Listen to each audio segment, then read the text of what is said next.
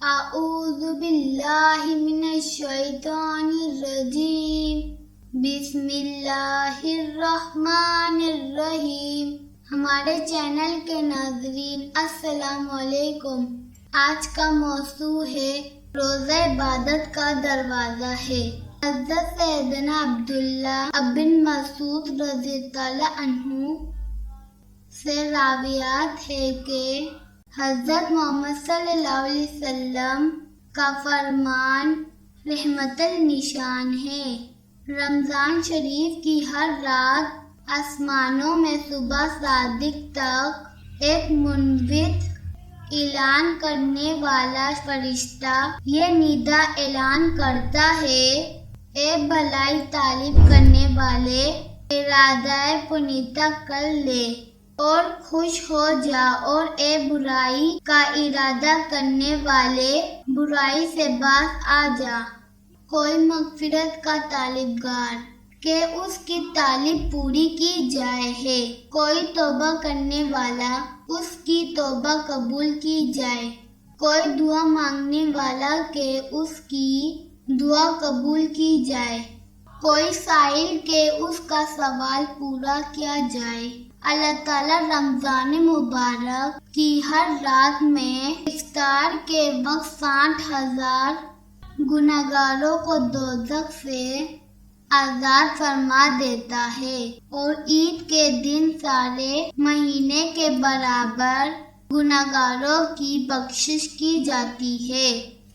حضرت سیدنا عبداللہ بن عمر رضی اللہ عنہ سے روایت ہے کہ حضرت محمد صلی اللہ علیہ وسلم کا فرمان ہے، بے شک جنت سال کے شروع سے اگلے سال تک رمضان مبارک کے لیے سجائی جاتی ہے، اور فرمایا رمضان شریف کے پہلے دن جنت کے درختوں کے پتوں سے بڑی بڑی آنکھوں والی روحوں پر ہوا چلتی ہے، اور وہ عرض کرتی ہے، اے پروردگار عز و جل، اپنے بندوں میں سے ایسے بندوں کو ہمارا شوہر بنا جن کو دیکھ کر ہماری آنکھیں ٹھنڈی ہو، اور سب وہ ہمیں دیکھے تو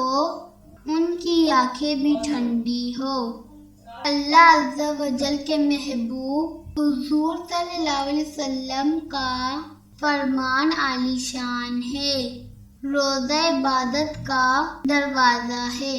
حضرت مفتی احمد یار خان رضی اللہ عنہ حدیث پاک کے اس حصے بے شک جنت سال کے شروع سے اگلے سال تک رمضان کے لیے سجائی جاتی ہے کہ تکمرہ یعنی عید الفطر کا چاند نظر آتے ہی اگلے رمضان کے لیے جنت کی سجاوٹ شروع ہو جاتی ہے، اور سال بھر تک فرشتے اسے سجاتے رہتے ہیں۔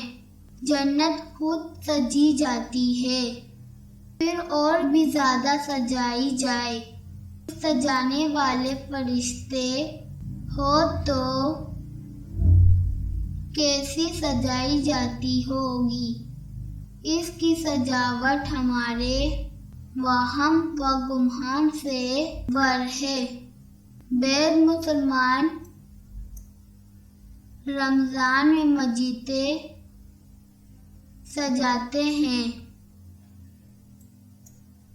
وہاں چولہا کرتے ہیں، گھنٹیاں لگاتے، روشنی کرتے ہیں۔